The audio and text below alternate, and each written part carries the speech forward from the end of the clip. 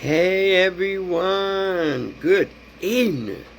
Good evening, everyone. Today is Sunday, the end of a week, and God has blessed every last one of us to be alive and still clean. Still clean now. That's the most amazing gift that I and you all should really have, is being able to say, I'm clean today. Let us take a moment of silence for the addicts who still suffering and struggling in and outside of the walls.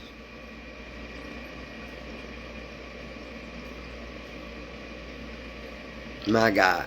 My God. Hey, before I get on our steps, I want to give some shout out to the 12 Steps of Narcotics Anonymous program. I love the 12 Steps of Narcotics Anonymous because it saved my life. It saved not my life, but many people's lives. Some of y'all that's on here, it saved y'all lives.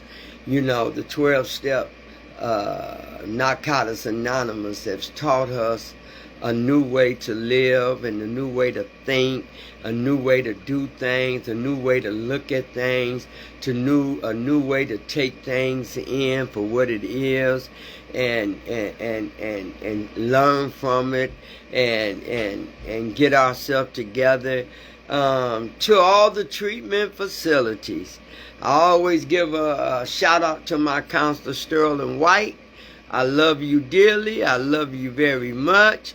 You played a part of my process. You played a part of me getting my life together, and for that I am grateful.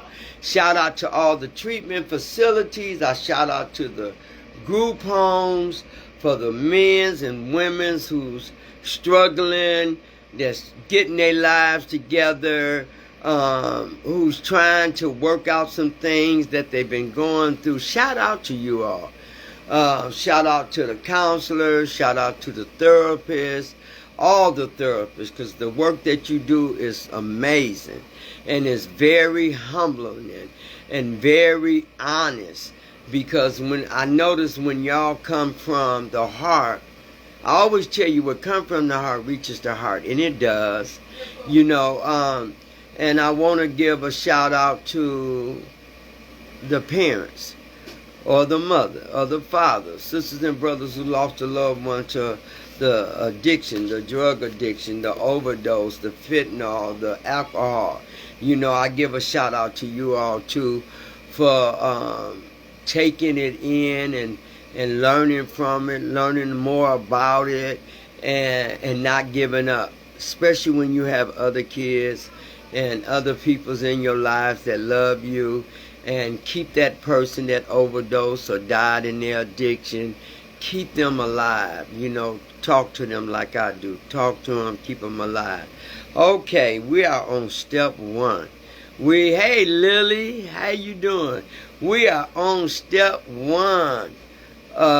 We admit that we were powerless over our addiction and that our lives have become unmanageable. What addiction?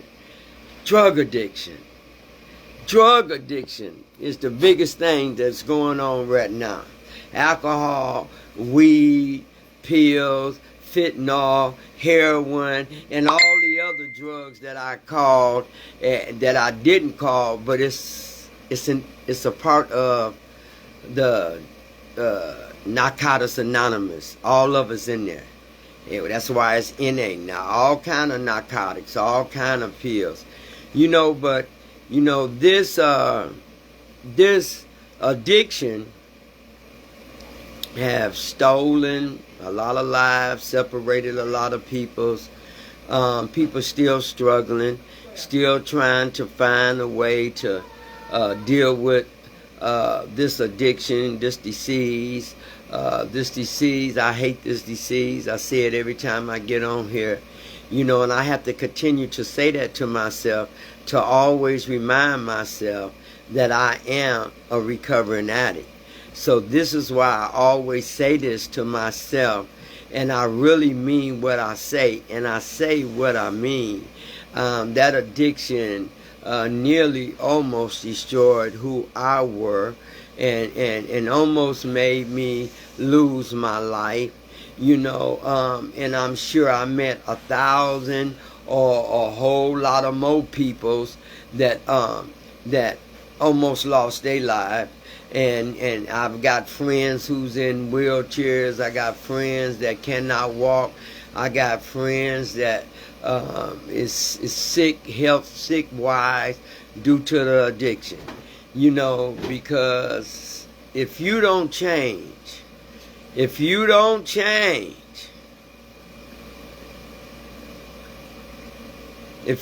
change your life, the God of my understanding helped save my life. And I talk about addiction. We go from 1 to 12. We did 12 last week. We back to 1. And I love this step because this step right here caught my attention. This is the step that when I went into treatment for 28 days, they talked to me about the 12 steps of Narcotics Anonymous. I didn't know anything about that. Many of y'all who is recovering, who is in treatment now, who's going through the challenge of getting clean and getting your life together, you didn't know anything about the 12 steps of an addiction. 12 steps, y'all. I know my mother would be proud. Wanda just told me that, Lily.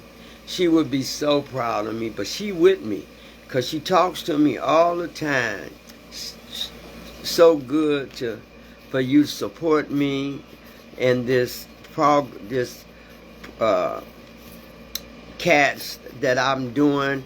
I've been delegated. God told me this is what he wanted me to do. Woke me up at 3-something in the morning, and I've been on here ever since.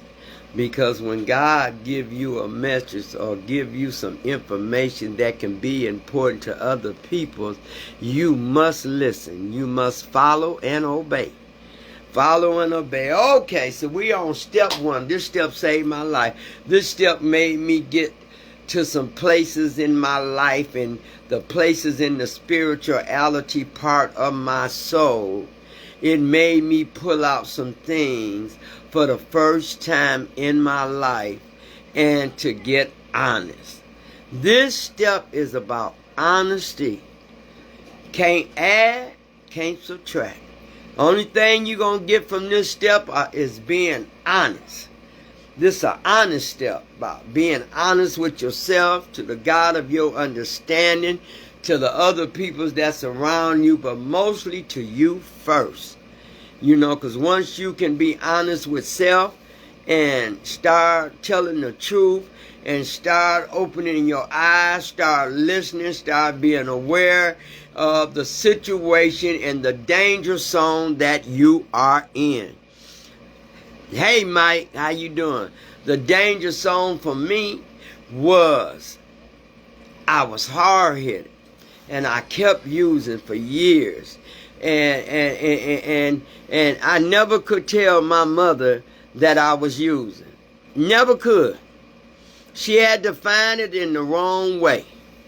I never could go to my mama, and I think she knew I was getting high off of weed. I call weed funny stick. I don't like the word weed. Hey, Sharon Rowe, I hope I'm saying that right. But anyway, thank y'all. The God of my understanding, give me the mind to say the things that needs to be said and guide my tongue where I might not hurt no one. I want to tell the truth on this disease called an addiction. Thank you. I had to say that. I have to always remember I'm a recovering person, and we can make mistakes, not intentionally. But it can happen to the best of anyone. We admit that we were powerless over our addiction. Now, once I did that, I knew I had to open the door for a possibility to get better. I knew. I was sick or tired of being sick or tired. I was sick or tired of lying, sick or tired of manipulating, sick or tired of stealing, sick or tired of kind of trying to control everything, every situation, everything in my life. But I was good at running. I was good at running from everything. I was good in hiding my feelings. I was good in harboring resentments. And you know, when I admitted, it took me a while to admit.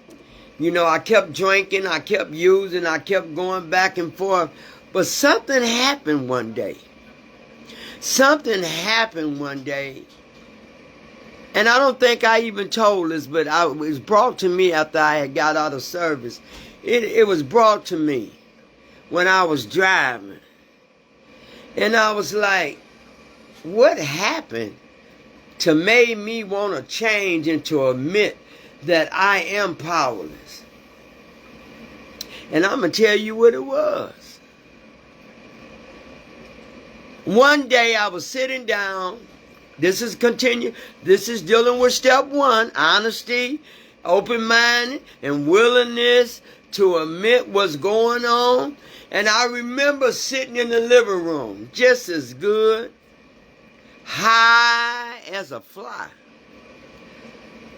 High as a fly. And I remember my eyes was open. I wasn't asleep, but all I can remember, all he showed me, all I was shown was a casket. Now I'm up now, was a casket. And I could see my mother just as clear, my sons, my daughter, everyone that I know that loved me was crying. And the part that really got me is when he showed me my mother coming up to the casket, and my son and my daughter was holding each arm for my mother to walk up. Now I'm awake. I ain't sleep. I'm high, but I ain't sleep. And my mother and them was crying and all that. And I remember saying, how can a person see this when I'm up under the influence of drugs and alcohol and I'm not asleep? And I sat up. Immediately, I sat up. And I immediately grabbed the yellow page. I said, God, help me. I don't want to die, because that's what you're showing me.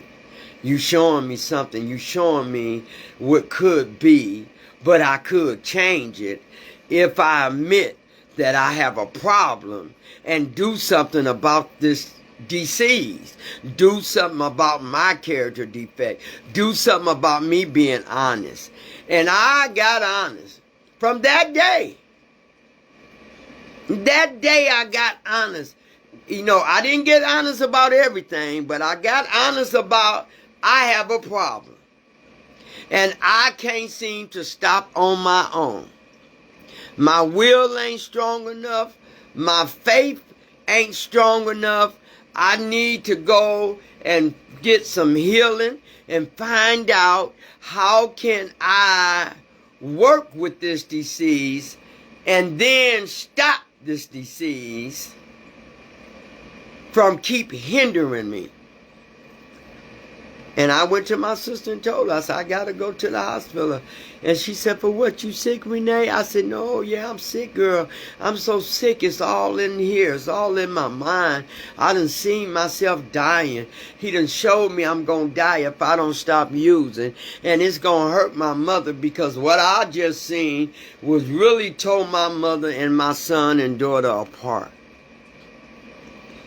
And she said, okay, I'll watch the kids. I said, okay, but you can, I said, I'm going to go in treatment. I'm going to see what I can do. I'm going to call. And I admitted that I had a problem. And I was hurt because I could have did something about this long time ago. But I choose to not be honest. I choose to still be getting high. I chose to still be the addict that I was. And when I pick up that phone call, that made a difference. I picked that phone call, called Northwest General. They told me to come in. I went in, packed my little stuff, and I said, sis, you can stay here, but when I get out, your husband got to go. And she said, why? I said, Selena, he on crack too. I'm on crack. He on crack. Too many crackheads in one house. You the only sober person. You the only sober one in the house. I said, I can't do it. I got to get some help. And she said, okay. And I did 28 days. And sometimes God has to show you the unseen things that you need to see in order to open up your eyes. So I admit it right then. But then when I went in treatment, that was just a start to get in. Then I had to get naked. I had to pull all the sheets off, a little bit at a time. To be honest, I wasn't in no hurry about pulling the sheets off because the sheets that I was carrying was mighty, mighty long and mighty wide. And I had to get honest, and I had to take my time because I was used to failing all the time. I was used to sabotaging stuff all the time. Something felt good, I sabotaged it. When things was going bad, I sabotaged it. When I was happy, I sabotaged it. So that disease of an addiction took me to many places in my life, of the areas in my life that I didn't like. And when I went in treatment, man, you talking about a fountain. If the fountain could have caught all the tears and all the sadness, I had to find a place where I had to be alone.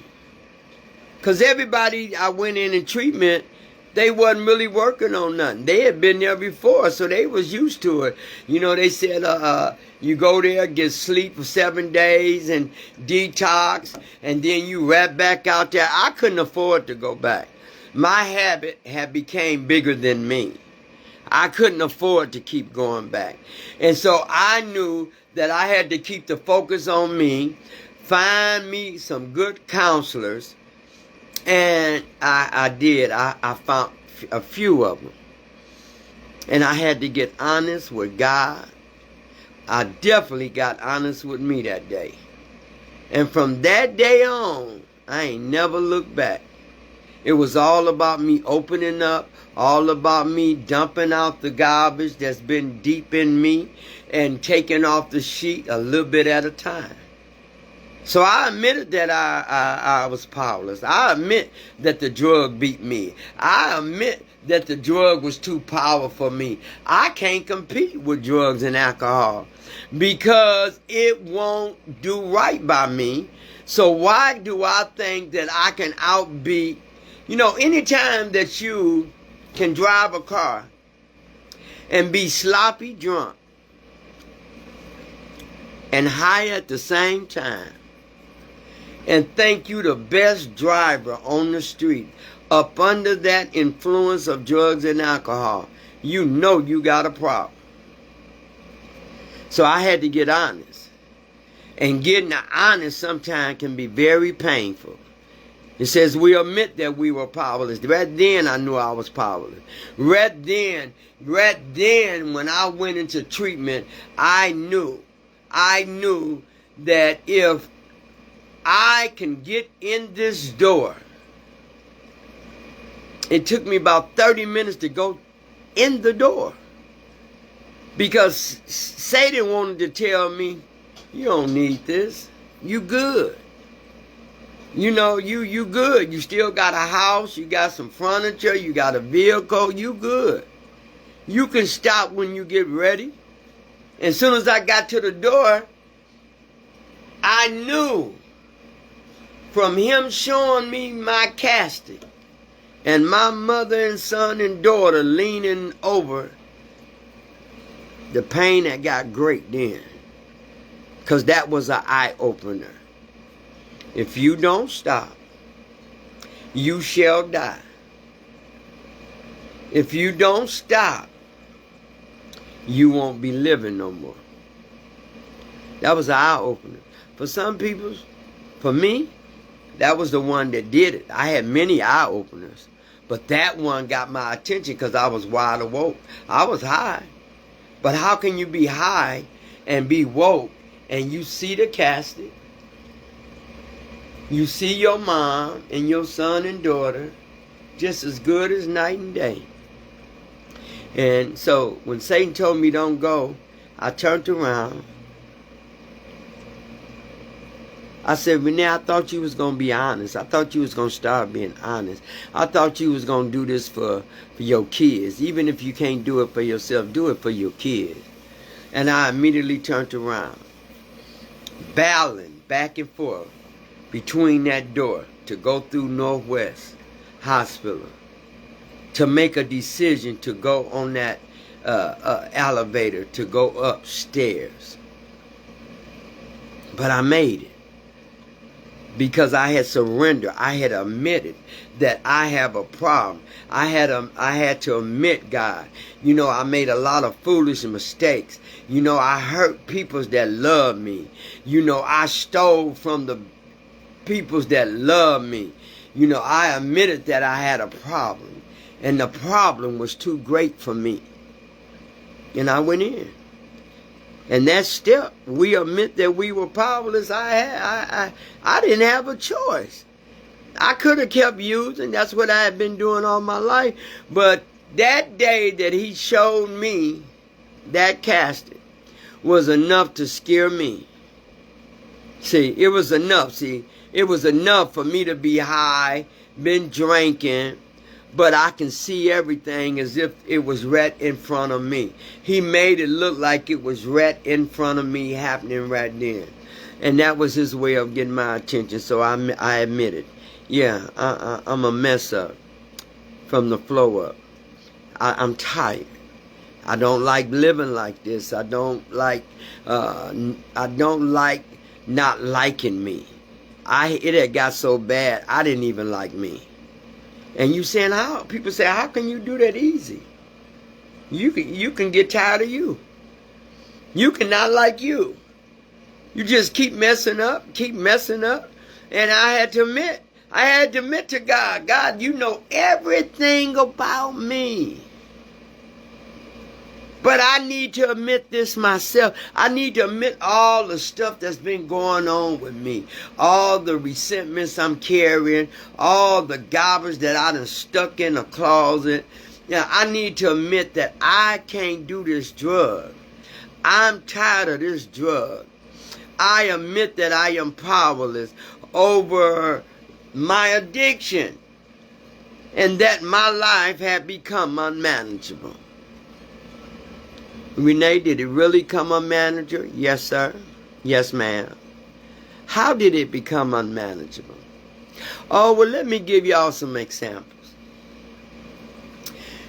To where I used to keep gas in my car to go to service, there no longer was gas in the car. I used to pay my bills and pay them on time. I no longer pay it on time. I used to look in the mirror and like who I see, even up under the influence of drugs and alcohol. But now I don't even like that no more. I used to go to the kids and watch the football games, the basketball games, you know. Now I'm telling you how my life had become unmanageable because now I'm really getting out of character. You know, now I've been going around, you know, sleeping with other people's husbands, sleeping with men's to get one more. And that's how your life, little bitty things add up to big things. Where I used to have a whole kitchen full of food and boxes on the floor, I no longer have that. I used to keep everything in order. You come to my house now, everything has to be in order. See, when my things is in orders in my living quarters, that mean I'm in order. When I start letting things get chaotic and everything, that means I'm all over the place. I knew I had become unmanageable. Everything that was important to me was no longer important to me. Everything that I took pride in doing, I didn't take pride no more. I didn't care. Everything that I had dreams to be and wanted to be wasn't there no more. So when your life become unmanageable, everybody unmanageability do not have to be the same, but you know it's different from what you used to do. Now you know that your life has become unmanageable. Used to go to the doctor, get myself checked, didn't do that no more. Sometimes I wouldn't get out of the bed. I didn't have the connection and the relationship with God like I used to. I had put him up on the shelf. I can see him sitting there, but he wasn't important to me. I know he's there, but he ain't important to me. He was only important when I need something from him. And I had to get honest. We admit that we are powerless. I'm powerless over drugs. I can't beat drugs. Let me show you how powerful I am. I stay away from drugs. Can't nobody come around me and get high. Can't nobody be in my space and get high. Can't nobody come around me drinking. Can't nobody come. That reminds me that I'm powerless. I am powerless over all drug addiction. I'm proud over alcohol. I'm proud of it. I'm powerless over all of it. That my life had become unmanageable. Could have been a better mom. Wasn't the worst. Could have been a better me. It was bad. It was bad enough of everything in my life for me to won't change. Won't change. I don't want to go down no alleys no more. I don't want to stick hands in somebody else's door and don't get what I came for. My life had become unmanageable. We are admitting. I admit, God, look. God, I'm on my knees. Call it for whatever y'all want to call it. But I had to surrender. I had to admit to God that I need help. I mean, genuine love for me, that you can show me how to help myself. Now, I already know I can't do no more drugs. I already know that. I admitted that. Now I got to admit some other things. I'm powerless over all my addiction. What do you mean, all your addiction? Why? Y'all thought I just had one addiction? Y'all thought I maybe had 2 or 3 addictions with drugs, the weed, the pills, the alcohol and all that? The funny stick, ain't the weed, funny stick. Y'all thought I just had them few addictions? No. Let me tell you how I admitted that I am powerless. That we become powerless over our addictions. Said addictions. I had many. How many of y'all can truly say that you all have addictions? Ain't no shame in my game, because I done did it all. Ain't nothing out there I'm missing. Ain't nothing out there that I want. My life had become unmanageable. I'm so broken. And when I walked in that hospital, I was broken. And I had to find a way to become that vessel that needed to be molded. I needed to be molded. because I had broke many pieces of the vessel, of the vase. It was in many thousands of pieces, and I knew it was going to take my life some time before I could mend it and get them pieces back together again. Talking about me. When you come into recovery, you can't come in recovery to try to please nobody. You can't, step one, when you admit that we have a problem, and you admit that you giving up, you admit that you finna be honest, you finna tell the truth, you can't deal with it no more, I don't want to deal with it no more, all I know, I need to stop using. That's all I consume is using every day. I was living to use and use to live. Ain't no joke. When people say that, it's not no joke. I lived every day to get up, to use every day, to go back to sleep, wake up with still using in my mind who I was going to manipulate, who I was going to hurt, where can I start going to get my drugs, what can I sell to get me one more, what can I do to satisfy this need of me needing to use. Now I'm addicted. It ain't just drugs. I done got addicted to lying. I done got addicted to, even when I got money, I used to go and gamble, so I think that I can win more money so I can have more drugs. Now ain't that crazy? I want to go and look and gamble on the faith that I'm going to win some money, and then once I win some money, then I'm going to go and buy drugs and lose the money that I won. That is not acceptable. But that's the truth. That's what I used to do. That's what I used to do, y'all. And it ain't no shame in my game, because God brought me all that. He brought me out of all that when I admitted that I had a problem. I admitted that I was powerless over any drugs.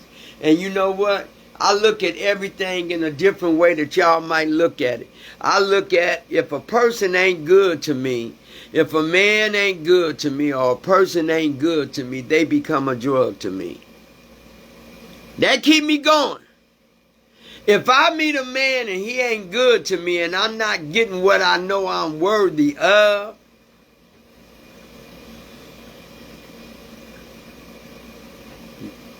you're addicted. I don't want to get addicted to you, so now I know I'm powerless over you. I'm powerless over my kids. I'm powerless over my friends. So God, I'm talking to you because I know you're the only person that's really been listening to me, even when I was getting high. Hey, Blanche, I love you, Blanche. I got you, Blanche. I'm addiction over I'm powerless. I can't do this. Sometimes we want things, and sometimes things we plan on doing, and sometimes, but in my addiction, all I planned was doing was using. DeAndre, how you doing? I had to learn about me. I had to learn about the disease. I had to learn about the disease of an addiction. How do it work? You put it in you, and it works for you. Very simple.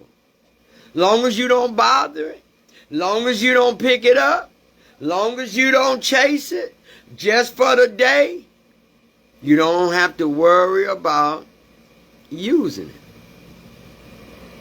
And once I got in treatment, I was like, man, why do I drink? Why do I have to drink to feel the whole effect? Why can't I drink like silver peoples do? Like peoples walk in there, take a drink, and they just as mellowed. You know, why do I want to keep on drinking until I get the full effect to where I'm staggering and everything is funny? Why? I'm an addictive person. That's why I have to be careful. When I admitted to God, God, come on, you come into my life. You changed my life. See, I can't please man, and man can't please me. The only person that can really understand me and know me and love me and never give up on me and always keep me is the God of my understanding. He never left me. All the times I've left that man, all the times when I wouldn't have a conversation, all the times when I would be praying and hitting a pipe, praying, hitting weed, or popping pills and still praying. I was a praying addict. I didn't understand it. I thought something was wrong with me, because how can a person get high and be praying to God? You know why? I really realized why. Because all my life, my mother kept us talking about God. So we knew the man. We knew what he could do. We knew how he can make things come out. He knew how he can make us turn our lives around. So I always was brought up with knowing who God was. Thank Miss Peggy. Thank my mother for that. When I started realizing that I had to admit to many addictions. Definitely the drugs. I already know I'm powerless over that. I know that. I know that. But let me tell you what else we can admit to. That if you're good to peoples and they want to find a way to hurt you because they haven't healed from their hurt,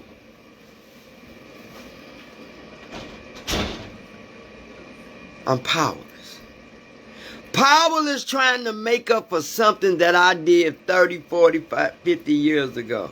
I didn't come in this place to get my life clean, to work this step one, to be held back because something I did in my addiction, and it might not wasn't done right, and I might didn't do you right, but you still holding on to that. While I done healed, I can't go back. I refuse to go back. I'm tired of making up for things, half of the things that I couldn't remember that I done. To be honestly, that's why I had to admit to God that I'm powerless over my drugs and the addiction. And because I did so many things that I couldn't, you know, how you wake up in the bed with somebody that you know you would not date if it was possible. I know I would never have slept with you if I had been in my right mind. If I hadn't been in my right mind and wasn't up under the influence of drugs. But then I wake up and you in my bed or I'm in your bed and I'm trying to figure out what happened. I had to admit all that. I had to admit from going from loving somebody and holding resentments and now I hate them. It's a big word. I admitted to God that we were powerless over our addictions. Addiction. I was powerless over drugs. I could not win. Every time I thought I had it down pat, that I wasn't going to use, I sat over that toilet and threw up and threw up and threw up. And I made so many promises, and every promise I made, I was standing on it. I meant what I said. I ain't never using again. And I got back, and the next day I was back using again. I can't do it. I had to admit. I'm tired. I don't want to keep going back. You never can find your way when you keep going back. Drugs was too powerful for me. So I keep drugs out my way. I keep the alcohol. I keep the drugs. I keep everything out my way. If I fail at something, if I don't do something right, I ain't got to depend on no drugs. I'm powerless over that. I'm powerless over my addiction. I cannot use. I can't afford to use. I'm going through a lot of stuff right now, but I ain't picked up. When I admitted to God that I'm powerless over my addiction, that's what I mean. Because I don't want my life to come unmanageable again. That's not a good place to be when you can't manage your life, when you letting a drug or the desire of your drug choice take over your whole life. I can't do it. That's why I'm willing and able to do anything that God asks me to do. When I read my books, the 12 steps, I follow. I work the program. I go to my meetings. I talk to my sponsor. We meet once a month. We stay in contact, because she's been a part of my progress. And I ain't never going back. I ain't never using again. I don't care who use. I don't care who do what. My focus is always going to be remembered that I am powerless over my addiction, and that my life did become unmanageable. And I don't want that no more. It's not going to become unmanageable no more. There's some things happen in my life, and I'm going through something. I have to learn that I can't use no matter what. I'm powerless. Remember, I told God I'm powerless. I can't win with drugs. I don't even want to kind of accept the thinking that if I pick up, things will change. I won't go back to using. I always know that that's the opposite. I always know if I go pick up, I'm in the danger zone now, because I'm one of them addicts that anything that makes me feel good, I'm willing to keep doing it. I'm willing to keep doing it. With the drugs, I come too far to turn around. My life had become so unmanageable, I kept getting high because I couldn't think right. Every time something happened, I ran and got high. And when I got broke, I don't know how I still came up with money to get high. Well, I kind of knew, because I lied and I manipulated and I cheated and I stole. I did all the things that you can think about that a person can do, stoop that low to get one more.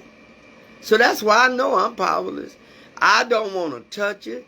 I don't even want to know.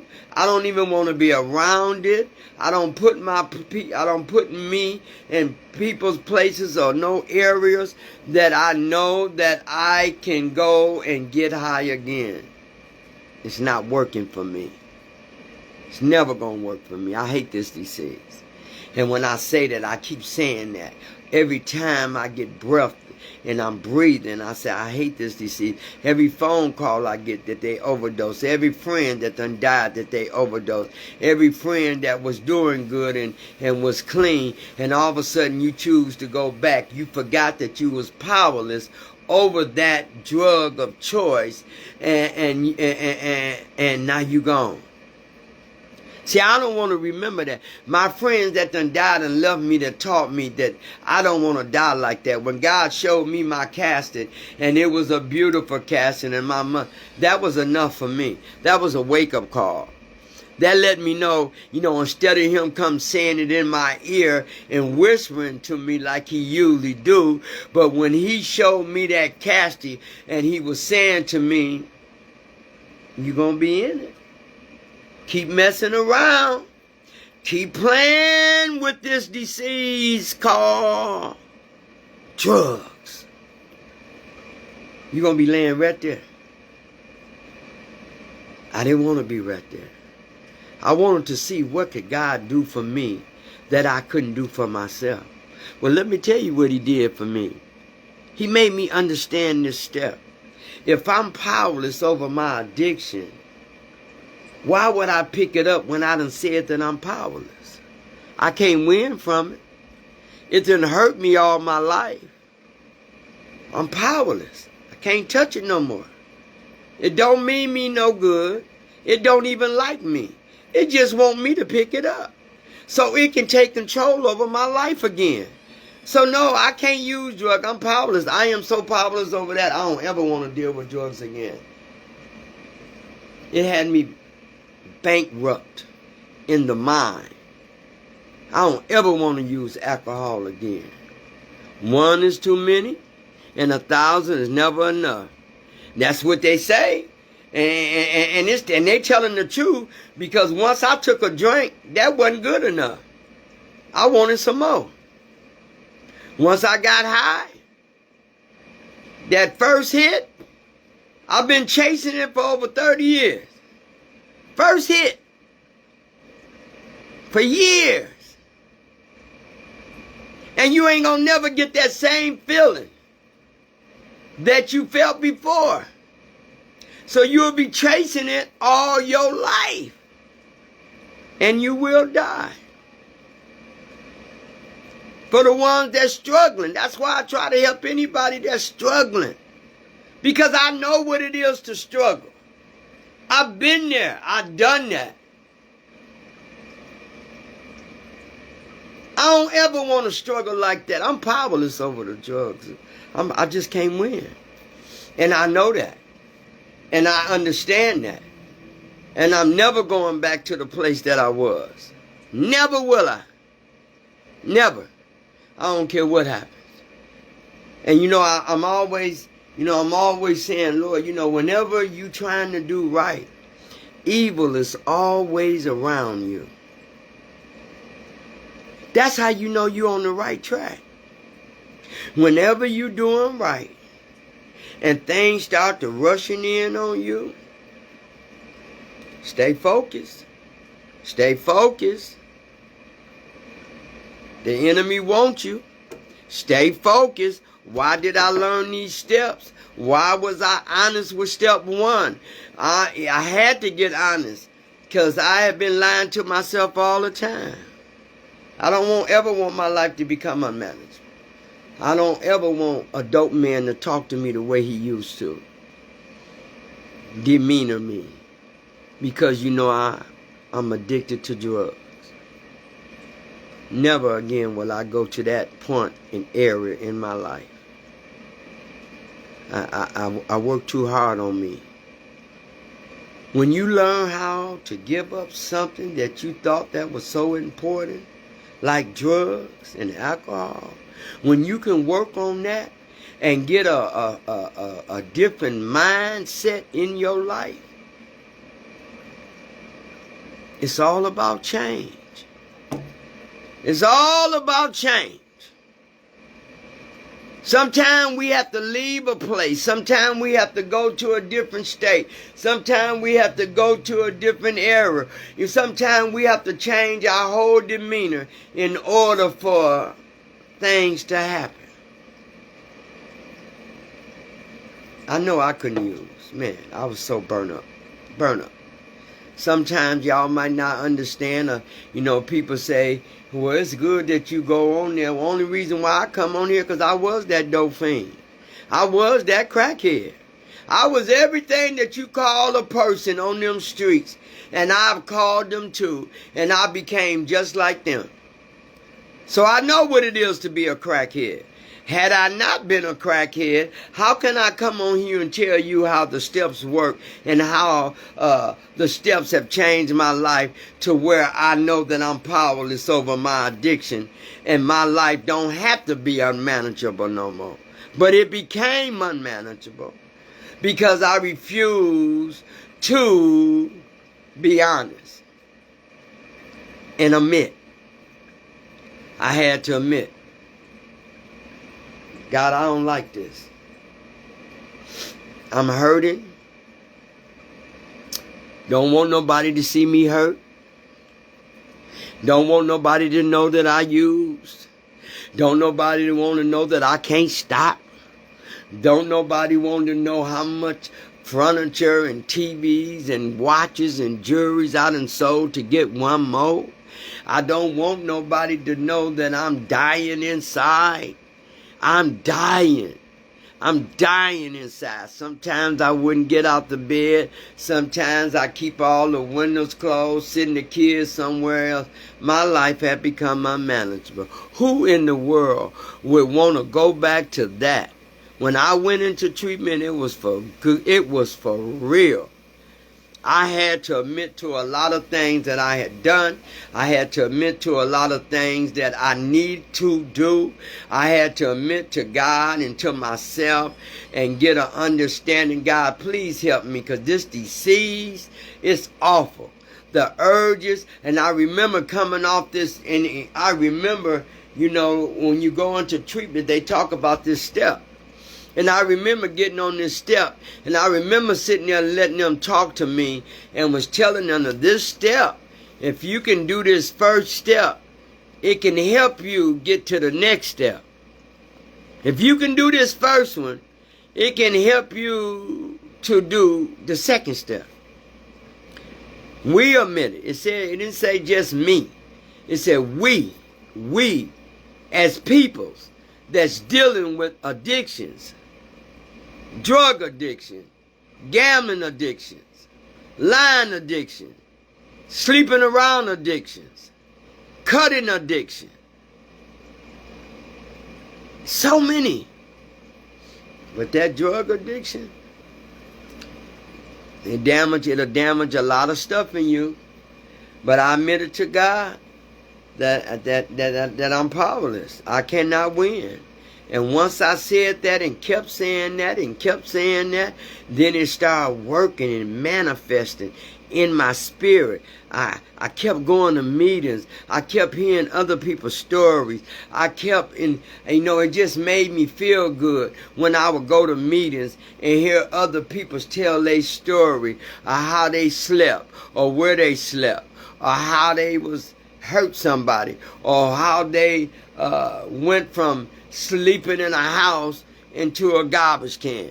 It's so many different stories, but they amazing stories because it let us know where we were. And because we worked the steps and because we admitted to the God that we were powerless over drugs, that our lives have become unmanageable, I need to get on the right track. And I got on the right track. And I'm going to stay on the right track no matter what. No matter what. And, sometimes I didn't understand, man, why do I got to go through all this? I admitted to God. I was honest. I'm telling God I'm powerless, but now all of a sudden, all this stuff, I needed to get surgery. I got to get cut on. I got to do this. I got to do that. And now all of a sudden, God, I'm clean. And why is all this stuff happening? And I had to ask myself, why is the enemy on me? Why is it that I have to feel this way and I can't drink? I'm powerless. I can't take no drugs. I can't pop no pill. I can't do no weed. I can't smoke no funny stick. I can't do nothing. I got to deal with it. And you know what that showed me? It showed me courage. Something I didn't have. It showed me strength. Something I wanted. It showed me responsibility, something I needed. It showed me accountability, something I definitely worked on and needed. It showed me that I can do whatever God allowed me to do, long as I stay away from drugs and alcohol. Long as I don't ever use.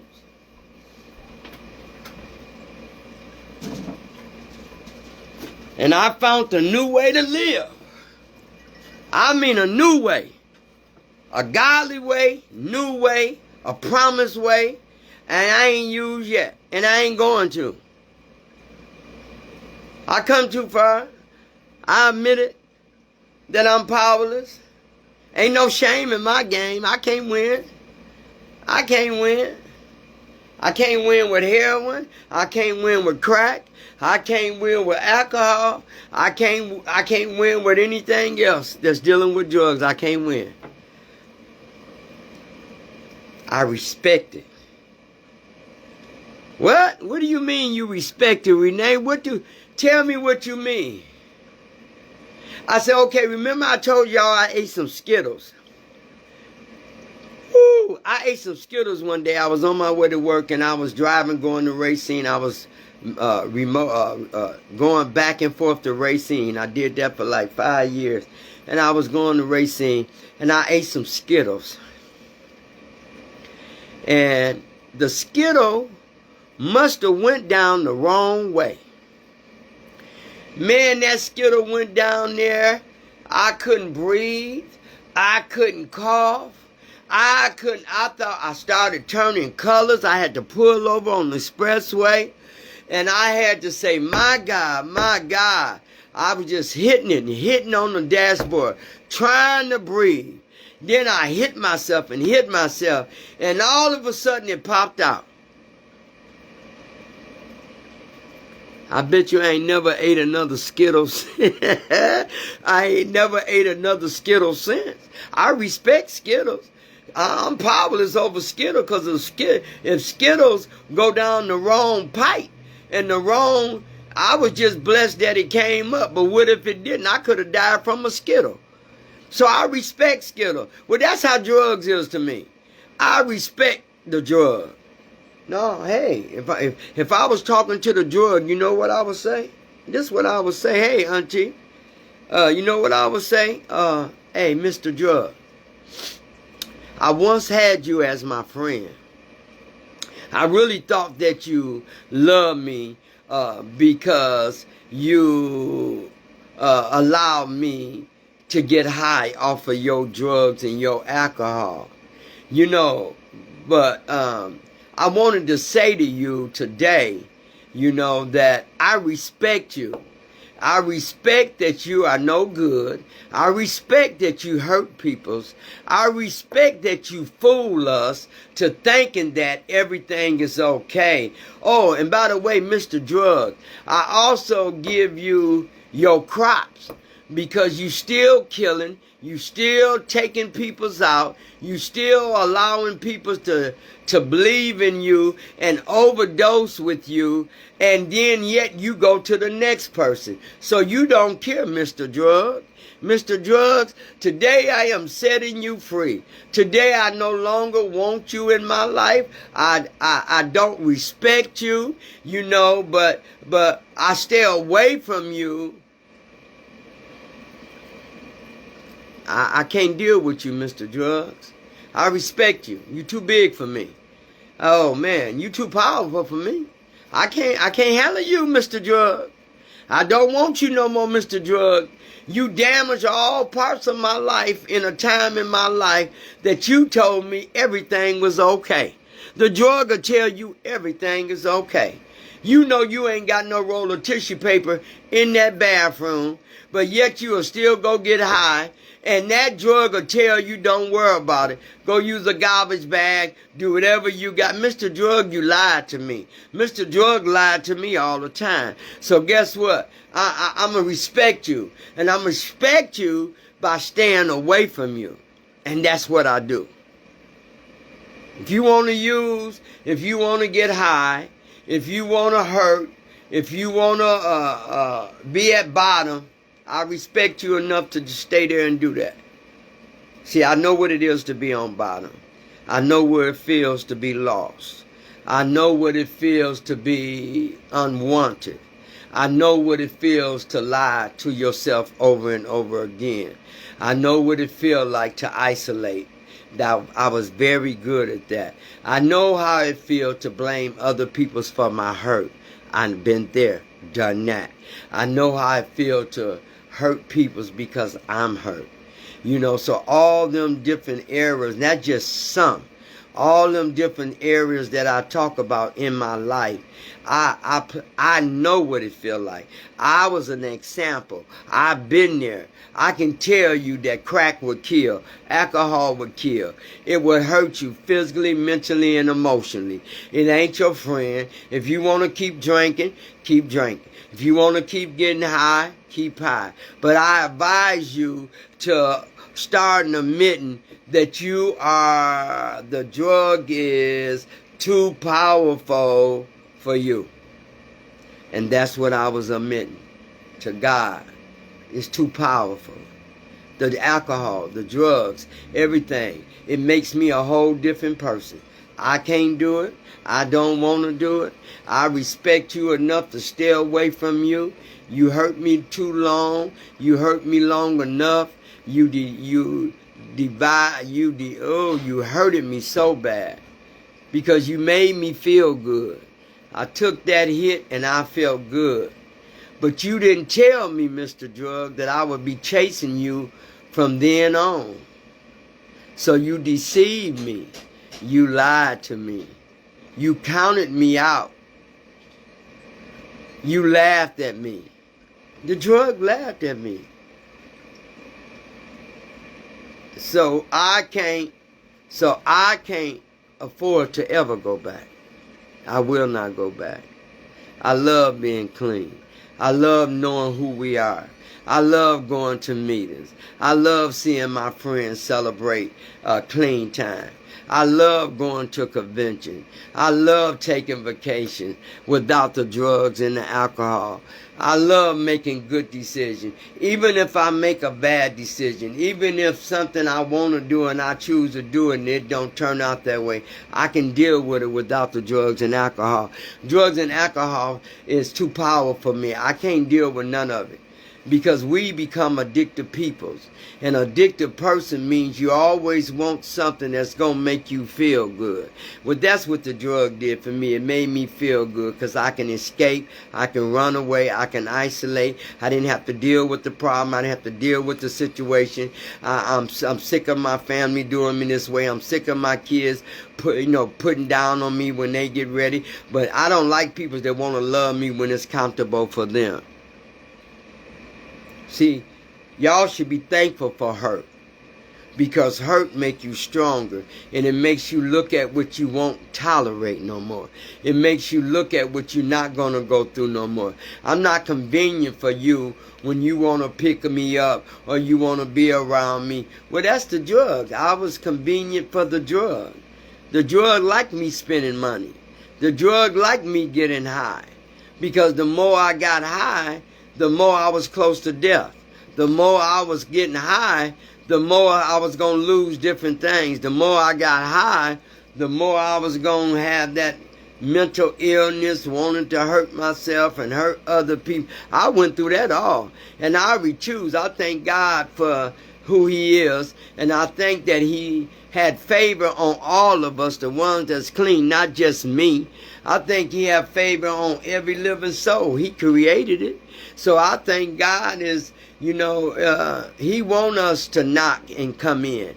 He want us to know that I am in the 12 Steps of Narcotics Anonymous program. See, they didn't leave me out of that. So I love that. Because putting me in that was going to open some doors for a lot of people to come and invite me in and work me in and admit to me and talk to me and bring it to the table. I know that today. Ain't nobody but God done helped me through all this. And ain't nobody but God that's going to help me continue to go through this journey. Nobody but Him. I can't depend on brother, sister. I can't depend on daughter, son. I can't depend on nobody but God. Because when I was at my bottom, He was still with me. He was still comforting me. He was still talking to me. He was still holding me. He knew I was going to get it eventually. Or either I was going to die. We admit that we are powerless over our addiction and that our lives have become unmanageable. Anybody that been on alcohol and drugs, you can't tell me your life was manageable. No kind of way you can tell me that. You might think you can go to work and you done got high and ain't nobody recognizing, but I bet you did some dumb things through that day. I bet you hurt some people's feelings that day. I bet you hurt your feelings that day. So I know for a fact that using drugs is not for me. I respect it. I respect it as a drug, as an addiction, and that it will kill, steal, and destroy lives. So therefore, I stay away from it as much as possible.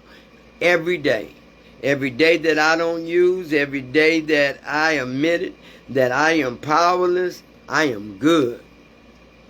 I don't ever want to go back to the life that I was in. I don't know about how y'all use. Everybody got a different story. But honey, that darkness, that blackout, where I couldn't see no hope, I couldn't see no possibilities, I couldn't see faith, I couldn't see nothing. All I seen is I wanted to get high. That's all I knew. I ain't never going back to drugs and alcohol. No matter what happens. Who leaves my life? Who dies on me? And I done had loved ones to die on us. We gonna have loved ones. But I can't use. Soon as we get devastated or we get depressed or we get lonely, our boyfriend left us, our husband cheated, my wife left me, I caught her doing this, and you know you're a recovering addict, so you need to get your butt to a meeting. You need to call your sponsor. You need to find a safe haven for yourself because you under attack within this disease called an addiction. Because that's how the disease gets you. You get so overwhelmed and you start going through things, and one overwhelmed, here come another, and then all of a sudden the urges pop in. You know, you want to say you can take a drink, ain't nobody gonna know. You can take a drink, you know, and just chill. It ain't no chilling. I don't like the drugs and the alcohol. I don't like you no more. You disappointed me. You let me down. You shut me out. You caused me to hit bottom. And it was God that brought me back up. So now I think I, as Renee, is going to stay with the winner. And that's God. I'm going to stay with the one that never left me. I'm going to stay with the one that pushed me to the 12 steps of Narcotics Anonymous. I'm going to stay with the ones that even when I'm going through, he'll help me with the situation, and it always come out to be better than I ever thought it would be. I don't need a drink to feel good no more. I don't want no drugs to make me feel better. I don't want to isolate. I don't want to live in captivity. I don't want to stay alone. I don't want to start downing myself. I don't want to start being depressed. I don't want to start thinking about hurting myself. All I want to do is give myself the best. And that's what you should do. No matter if we did something in good tension and somebody else thought it was bad, okay, well, God, you know, only person I can talk to is you. I didn't mean it in that way, but they might have took it in that way. See, I have no control over nobody. But I'm not finna be in your life when I'm convenient for you. I'm not finna be there when you want me to be there, and when you want me, you know, that's just like the drugs. I've been turned around and been making U-turns with drugs, and I'm not finna let nobody else be the drug that I respect to let go. Why would I come and let somebody else be the drug that do me like it did me, and then I'm still there for you? That's not finna happen. That's not finna happen. You know, I can't be there. When you'll know when a person ain't in your life. You ain't got to be there. It's okay to walk away. It's okay to walk away from people that hurt you. It's okay to walk away and look at the situation for what it is. You know, it is what it is. I have a suit that says it is what it is. And that's what I meant. I just told my daughter, it is what it is. Whatever happened this week, it is what it is. I can't worry about things I can't change. Only God can change things I can't change. And I'm so glad he can change things that I can't change. Because one time I thought I can change everything until I got on drugs, and then I realized I can't change nothing but myself. And the only thing I can change is not use drugs. Stay away from drugs just for the day. Then I ain't got to worry about keep using. I'm not using no more. That's done. I'm quit. I'm done. It's over with. Now, if you want to bring something else to me and try it, I'm still not doing that either. I'm walking on God's terms. Simple. That's where I'm at. I trust him before I trust any man.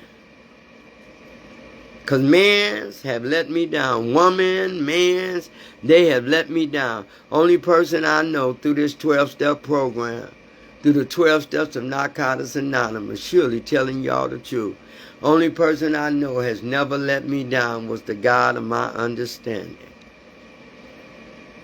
And you know what I love about him before I get off? He's open to me in the midnight hours, in the mornings, in the wee hours, in the afternoons. He's always there for me. I love that because I'm never alone. If I got a person like that, a God like that, why do I ever think that I'm alone? Because I'm not.